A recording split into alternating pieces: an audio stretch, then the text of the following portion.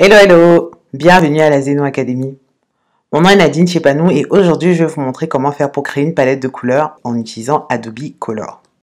La première chose que nous allons faire, c'est d'aller sur le site internet color.adobe.com. On va atterrir sur la page d'accueil que vous voyez ici à l'écran.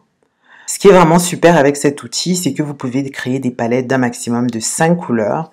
Donc vous voyez les différentes couleurs ici. Et plus bas, pour chacune des couleurs, vous avez les références en RVB, rouge, vert ou bleu, et aussi la référence en X. Vous pouvez bien sûr changer les couleurs ici, en bougeant, j'ai envie d'appeler ça synthétiseur, mais vous pouvez changer la couleur en utilisant ça, ou alors changer la couleur en faisant glisser les différents points sur la roue des couleurs. Donc c'est vraiment super simple à utiliser. L'autre chose à savoir, c'est que vous avez ici des règles de couleurs. Vous allez voir 7 règles de couleurs. Je suis en mode semblable. Je peux aller aussi en mode monochrome. Sachez que le mode monochrome va être déclenché par rapport à la couleur qui est ici au milieu. Parce que c'est celle-ci qui est en fait la couleur de base.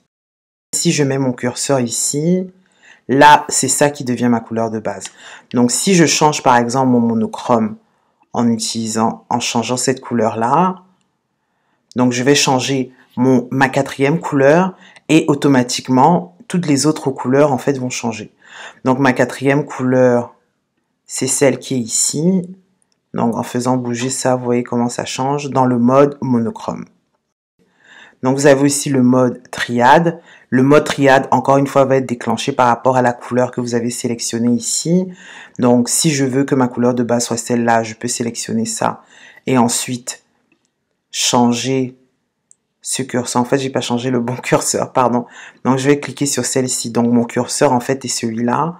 Donc, je peux jouer avec ce curseur-là pour avoir un certain nombre de combinaisons dans le schéma triade. D'accord? Ensuite de ça, vous avez complémentaire, vous avez composite, nuance, personnalisé. Dans le mode personnalisé, vous pouvez carrément, pour chacune des 5 couleurs, choisir une couleur que vous voulez. Je vais sélectionner celle-ci.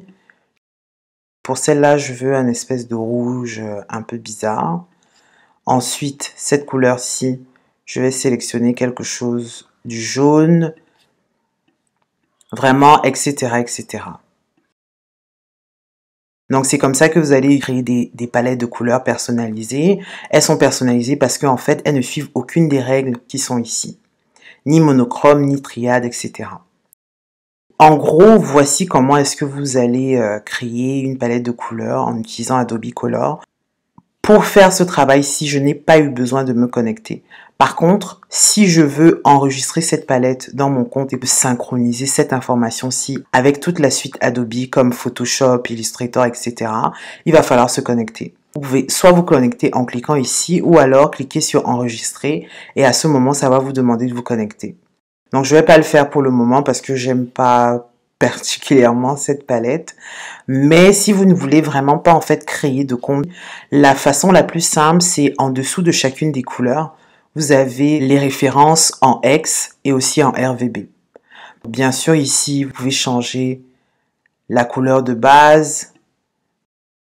Vous pouvez changer en fait les nuances. Vraiment, vous pouvez vraiment changer les couleurs de cette façon-ci en utilisant ce que j'appelle le synthétiseur, mais ce n'est pas le synthétiseur. Ou alors, vous pouvez carrément sélectionner le bouton ici et faire glisser avec votre souris. D'accord? Donc ça, c'est pour la première phase qui est de créer des palettes de couleurs à partir de zéro.